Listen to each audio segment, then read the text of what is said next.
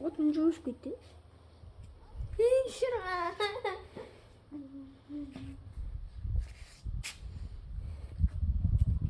O şekilde menge bitti. Saktım Allah'ım mı saktım? Neyse. Neyse. Ne açayım? Endi açıladi bu. Çıkayım. Yapma.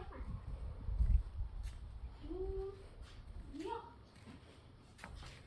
Yok anne. Yok. Uykun keldimi? Uykun keldimi?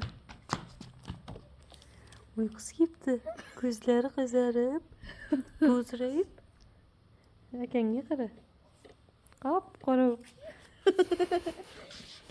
Tishi tushib keldi maktabdan. Hocam hani ona çın çıkan-ku o yerda. O'shan pastda chimam yo'q. Endi qanday qilasan? Qanday yeysan? Menga bugun yomg'ir yog'di.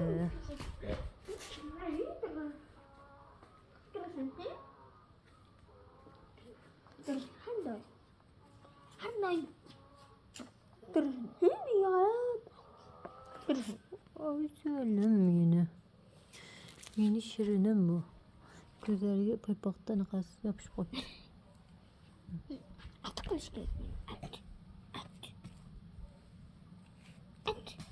Urma.